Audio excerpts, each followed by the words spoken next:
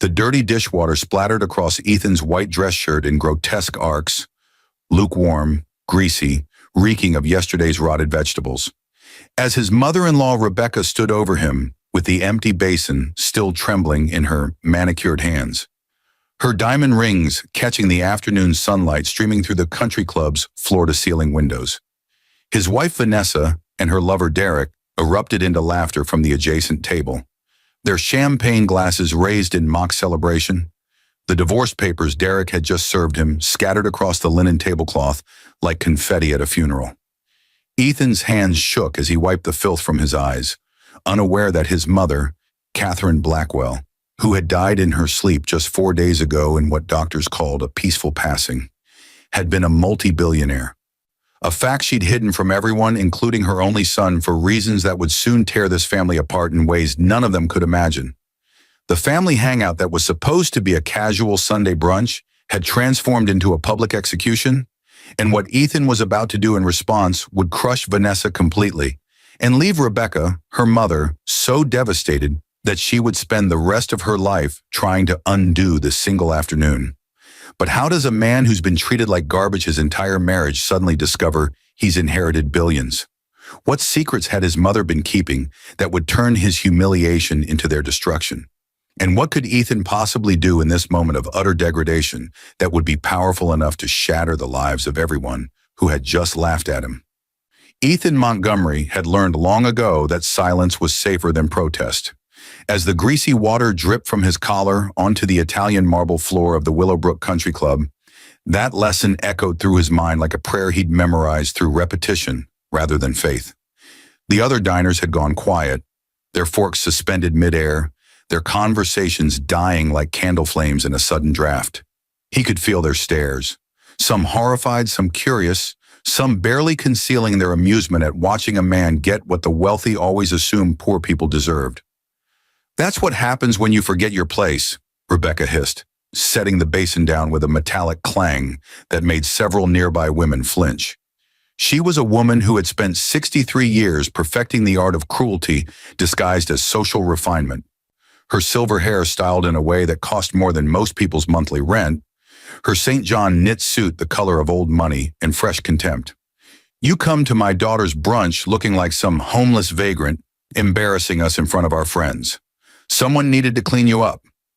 Vanessa's laughter was the worst part, not Derek's, the personal trainer she'd been sleeping with for the past 8 months, whose muscles seemed inversely proportional to his intelligence, whose presence at this family hangout was an insult Ethan was apparently expected to swallow along with his humiliation. No, it was his wife's laughter that cut deepest. 7 years of marriage, 7 years of her slowly transforming from the woman who'd once looked at him with something resembling affection into this stranger who found joy in his degradation. "Oh God, Mom, you actually did it!" Vanessa gasped between peals of laughter, her hand resting possessively on Derek's forearm, her engagement ring, the one Ethan had saved for 6 months to buy, still on her finger like a trophy she was too cruel to remove. "I didn't think you'd actually throw the dishwater on him." "Someone had to teach him some respect," Rebecca said, dabbing at imaginary moisture on her own pristine outfit. "After everything our family has done for him, and he shows up late, looking like he rolled out of bed." "My mother died 4 days ago," Ethan said quietly. The words felt strange in his mouth, too small for the enormity they represented. "The funeral was yesterday. I haven't been sleeping." The silence that followed was brief, surgical in its precision, before Rebecca's face hardened into something uglier than before. "Oh, please. That woman barely raised you anyway, didn't she? Catherine was what? A bookkeeper? A secretary? Something equally forgettable?" Rebecca waved her hand dismissively, as if his grief were cigarette smoke she could disperse with a gesture. "Some people are born to serve, Ethan. Your mother understood that.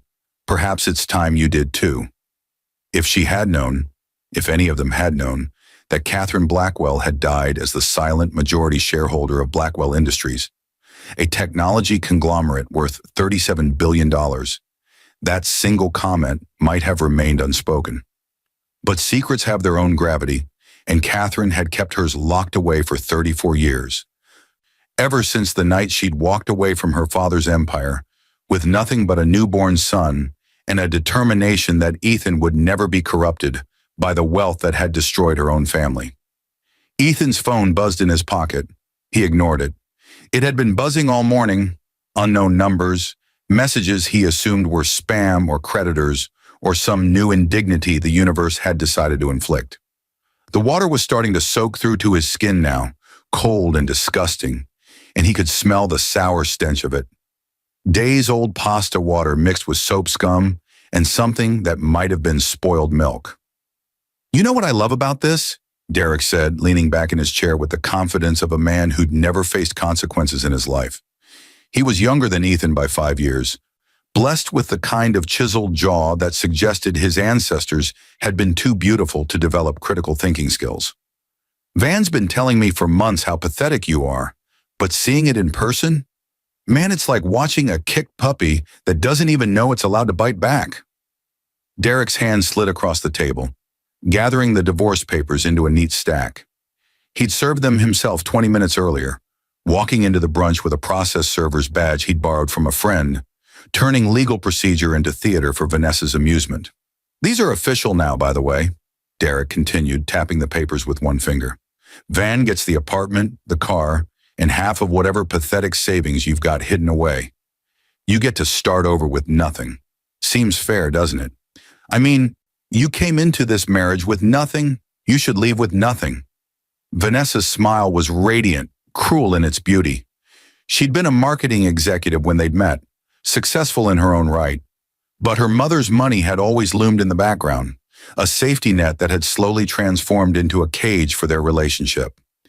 Every argument, every disagreement, Rebecca's wealth had been there, the implied threat that Ethan could be discarded at any moment, replaced with someone more suitable to their social station. "I just want this over with," Vanessa said, her voice carrying that particular tone of boredom wealthy people used when discussing matters beneath their attention. "Derek and I are moving to his place in the Hamptons next week. We'd like a clean break." Ethan's phone buzzed again, then again. Then it began to ring, the vibration insistent against his thigh. "Aren't you going to answer that?" Rebecca asked, her lip curling in disgust. "What bill collector is so desperate to reach you?" He pulled the phone out with wet fingers, leaving water stains on the screen. The number was unfamiliar, but something made him swipe to answer. Perhaps it was the need to escape this conversation, even for a moment. Perhaps it was the strange way his mother's lawyer had looked at him at the funeral yesterday, that odd mixture of pity and something else he couldn't quite identify. "Mr. Montgomery." The voice was professional, female, with the crisp efficiency of someone used to dealing with important matters. "This is Jennifer Walsh from Walsh, Patterson & Klein. I'm the executor of your mother, Catherine Blackwell's estate. I've been trying to reach you all morning. We need you to come to our offices immediately. There are urgent matters regarding your inheritance that require your immediate attention and signature."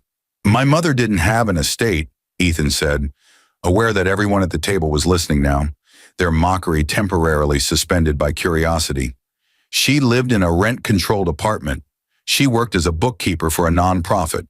There's nothing to inherit except maybe some debt." "Mr. Montgomery, I'm not at liberty to discuss details over the phone, but I can assure you that your mother's estate is substantial enough to require immediate legal attention. Can you come to our offices within the hour?" "How substantial?" There was a pause the kind lawyers made when they were calculating what they could and couldn't say.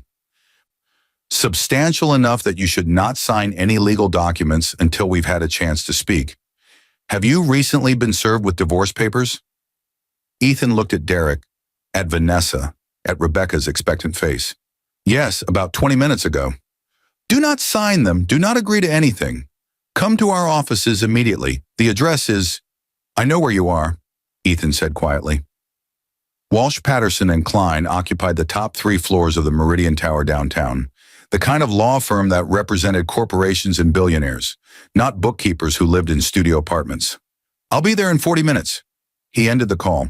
The table was silent now, the laughter gone, replaced by something that looked almost like concern on Vanessa's face. Almost. "What was that about?" Rebecca demanded. "What inheritance?" I don't know, Ethan said, which was true. But somewhere in the back of his mind, a memory was stirring. He was 7 years old and his mother was tucking him into bed in their tiny apartment. He'd asked her why they lived differently than the other kids at his school, why some of his classmates had big houses and pools and vacation homes. She'd smoothed his hair back from his forehead and said something strange. We have more than them in the ways that matter, sweetheart. Money poisons everything it touches. I'm keeping you safe from that poison. He'd forgotten that conversation, or buried it, but it was surfacing now, along with dozens of other small oddities about his mother's life that had never quite made sense. The way she'd paid cash for everything. The mysterious trust fund that had appeared to cover his college tuition, which she'd explained as a scholarship, but which had never required grades or applications. The lawyer friends who sometimes came to dinner, men and women in expensive suits who seemed far too refined for their modest apartment. Well, whatever it is, it's not enough to save you from this divorce, Derek said. But his confidence had cracked slightly, a hairline fracture in his earlier certainty. Van's entitled to half of anything you get anyway. Community property laws, man. Anything that comes to you during the marriage is half hers. Ethan stood up. Water dripped from his clothes onto the country club floor, creating a small puddle that a waiter would have to clean up later. He could feel every eye in the restaurant on him now, could sense the shift in the room's energy from mockery to uncertainty. I'll be back, he said to no one in particular. You can't just leave. Vanessa stood up too, her chair scraping against the floor. We're in the middle of a divorce brunch? Ethan's voice was still quiet, but something had changed in it, some fundamental shift that made Vanessa take a half step backward. Yes, we are, and I'll be back to finish it. But first, I need to see some lawyers about my mother's estate. Your mother was nobody, Rebecca said, but there was a question in her voice now, a tremor of doubt. She worked for a nonprofit. She lived in a glorified closet. What kind of estate could she possibly... I guess we'll find out, Ethan said. He walked toward the exit, his wet shoes squeaking against the marble, his shirt clinging to his back. Derek called after him. Running away won't change anything, you pathetic... But Ethan was already gone, pushing through the brass-handled doors into the afternoon sunshine, leaving behind the laughter that was starting to sound nervous, uncertain, as if everyone at that table was beginning to suspect that they'd made a terrible mistake. The offices of Walsh, Patterson, and Klein occupied what Manhattan real estate developers called premium sky space, floors so high that the windows framed clouds rather than neighboring buildings. Jennifer Walsh's office was corner suite, all glass and steel, and the kind of understated luxury that cost more than ostentation ever could. She was younger than Ethan expected, maybe 40, with gray eyes that evaluated him with the same clinical precision a surgeon might use before making an incision. Mr. Montgomery, she said, shaking his hand. Her grip was firm, professional. If she noticed he was still damp with dishwater, she was too polished to mention it. Please sit down. Can I offer you something to drink? Coffee? Water? Answers, Ethan said. You said my mother had a substantial estate. Jennifer opened a leather portfolio on her desk. Inside were documents, so many documents, stacked an inch thick. Your mother was Catherine Ann Blackwell, correct? Daughter of Thomas Blackwell? Founder of Blackwell Industries? The name hit Ethan like a physical blow. Blackwell Industries. He'd heard of it. Everyone had heard of it. They manufactured semiconductors, held patents on half the technology in modern smartphones, had their fingers in aerospace, defense contracts, artificial intelligence. Forbes listed them as one of the 50 largest private companies in America. That's not possible, Ethan said. My mother's name was Catherine Montgomery. She changed it legally 34 years ago, 3 months after you were born, Jennifer said, sliding a document across the desk. Birth certificate amendment. She reverted to Montgomery, which was her mother's maiden name, and changed your surname as well. But she never relinquished her inheritance. She couldn't, actually. Her father, Thomas Blackwell, established an irrevocable trust that made Catherine the primary beneficiary and majority shareholder of Blackwell Industries. When he died 15 years ago, control of the company was supposed to pass to her. She refused it. Instead, she placed the shares in a blind trust managed by this firm, with instructions that should anything happen to her, everything would pass to you. Ethan couldn't breathe. The office seemed to tilt slightly, as if the building itself was unmoored from reality. How much? The shares in Blackwell Industries are currently valued at approximately $37 billion, Jennifer said calmly, as if she was discussing the weather rather than an amount of money that could fund a small country. There are also additional assets, real estate holdings, investment portfolios, art collections, various corporate bonds. In total, your inheritance is worth approximately $42 billion, making you one of the 50 wealthiest individuals in the United States. The number was so large it lost meaning, became abstract, a concept rather than currency. Ethan stared at the documents Jennifer was sliding across the desk. Stock certificates, property deeds, bank statements with balances that seemed to have too many zeros. Why? He finally managed. Why did she hide this from me? Jennifer's expression softened slightly, the first crack in her professional facade. Your mother left you a letter. She asked that I give it to you after I'd explained the inheritance. She pulled a cream-colored envelope from the portfolio, Catherine's handwriting on the front. For Ethan, when I'm gone. His hands shook as he opened it. His mother's handwriting filled 3 pages, the script elegant and precise, so characteristic of her careful nature. My dearest Ethan, if you're reading this, then I'm gone, and Jennifer has told you who I really was, who you really are. I know you must be confused, perhaps angry.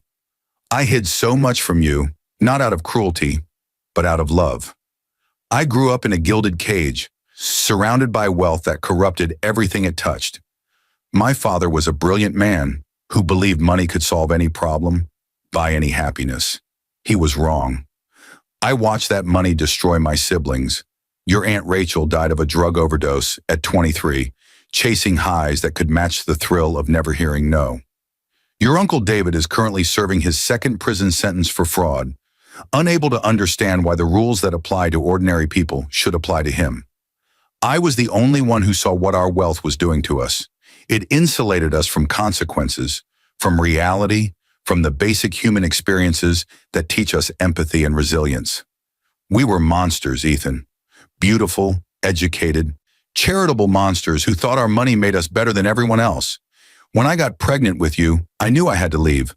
Your father, and I'm sorry I never told you about him, perhaps that's a letter for another time, was from that same world, another wealthy family's son, and he was already showing signs of that same corruption. I couldn't let you grow up in that environment.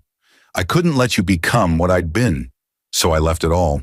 I lived modestly, worked ordinary jobs, raised you in small apartments where you'd learn the value of things, the importance of earning rather than inheriting. I wanted you to develop character, compassion, the strength that comes from facing real struggles rather than having every problem solved with a checkbook.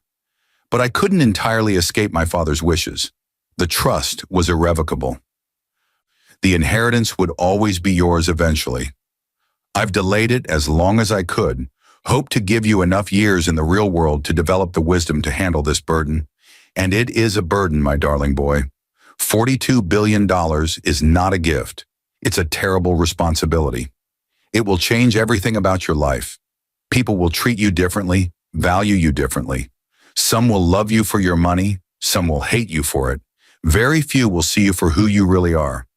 But I believe I've raised you right. I believe the man you've become, through struggle, through humiliation, through all the hardships I watched you endure and couldn't fix because fixing them would have defeated the purpose. I believe that man has the character to handle this wealth without letting it destroy him. Use it wisely, use it kindly. Use it to help others rather than elevate yourself. And remember, you are not your money. You are the boy who helped elderly neighbors carry groceries. You are the man who volunteered at homeless shelters. You are defined by your choices, not your bank account. I'm sorry I couldn't be there to guide you through this. I'm sorry for all the pain I've caused by keeping these secrets. But I'm not sorry for the way I raised you. You are my greatest accomplishment, Ethan. Not the Blackwell fortune. You. With all my love, Mom Ethan's eyes were burning. He read the letter 3 times. each word settling into his understanding, like stones creating a path across a river he hadn't known he needed to cross.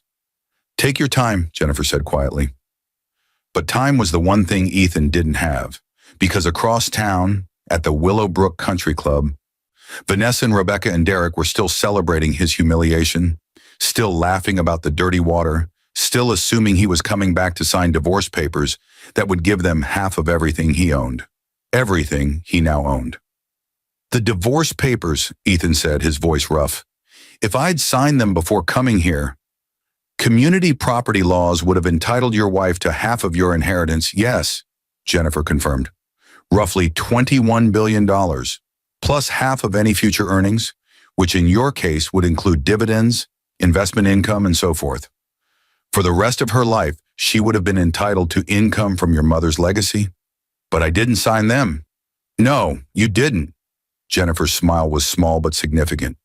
"And now that you know about the inheritance, any settlement will be considerably different, especially given that your wife has been conducting an affair. I assume the man at brunch was her paramour." "Derek." "Yes. In New York, adultery affects divorce settlements.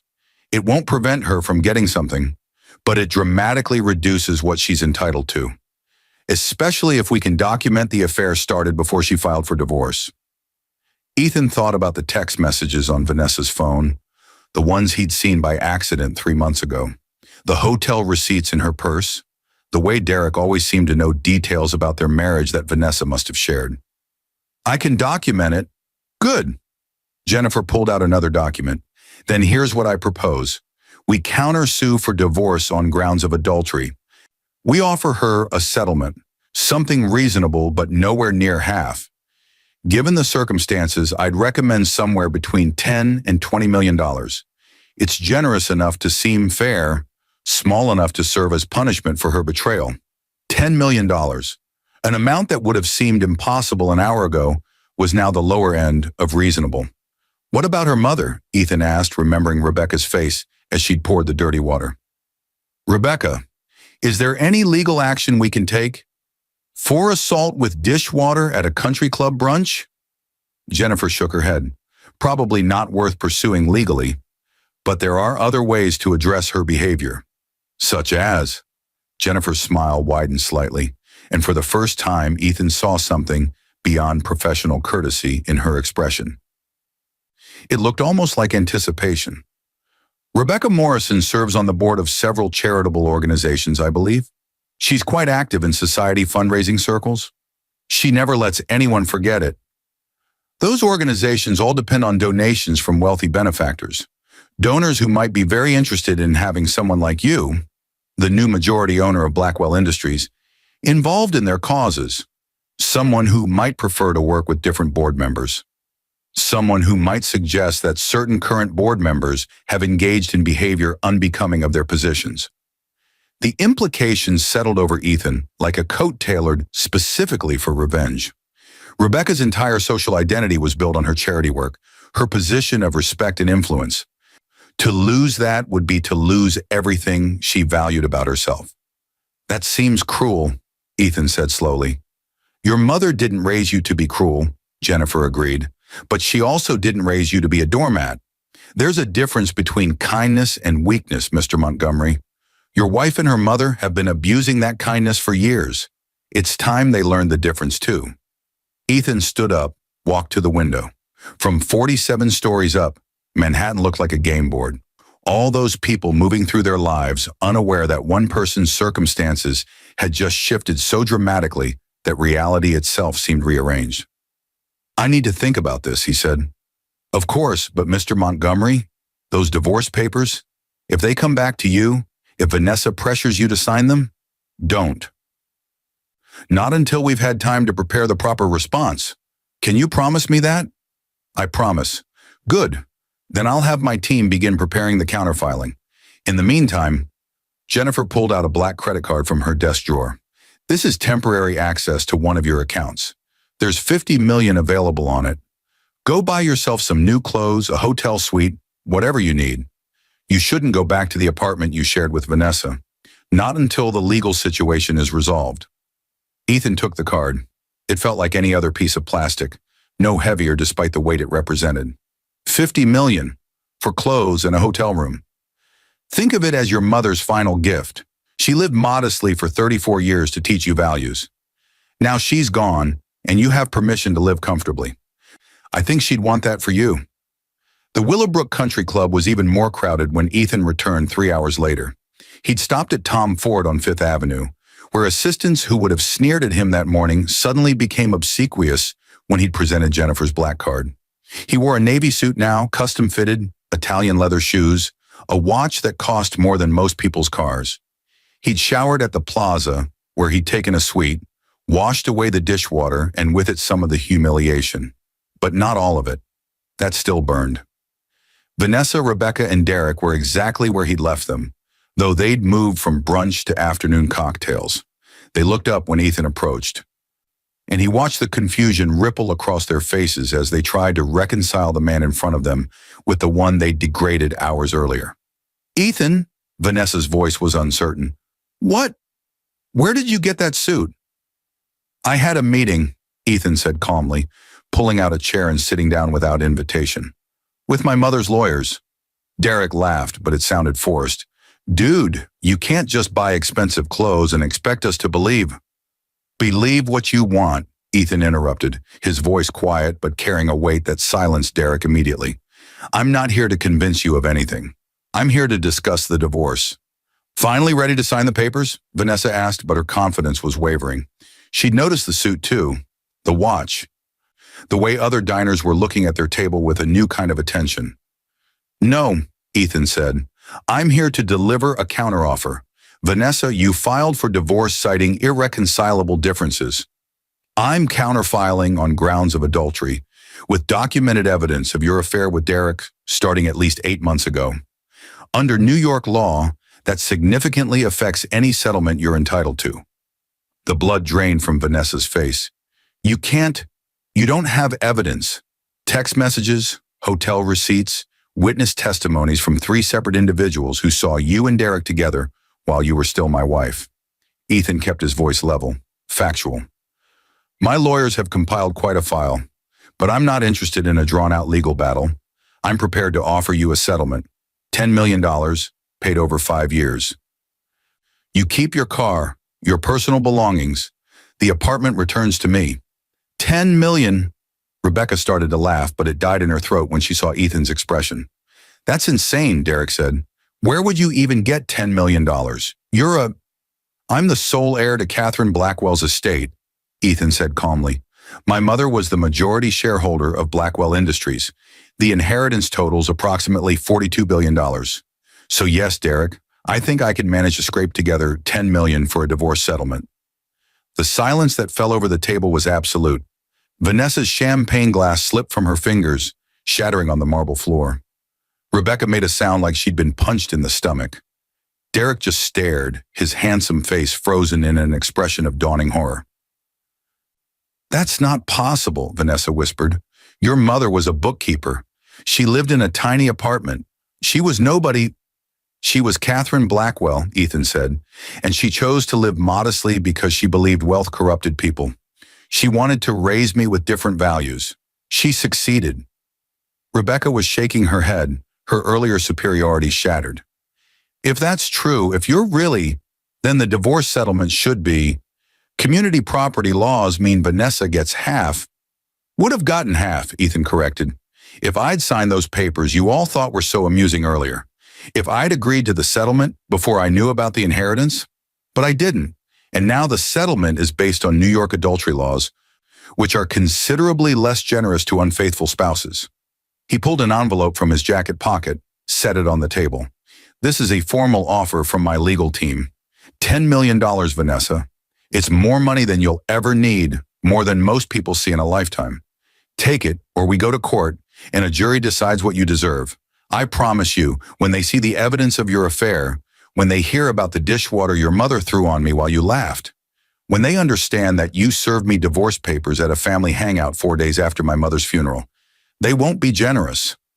Vanessa was crying now, mascara streaming down her face. "Ethan, please, I didn't know. If you'd known, you would have treated me differently," Ethan finished. Yes, I'm aware. That's the point, isn't it? You valued me based on what you thought I could provide, not on who I was. You, your mother, Derek. You all decided I was worthless because I didn't have money. You never once considered that I might have other qualities worth respecting. He stood up, buttoning his jacket.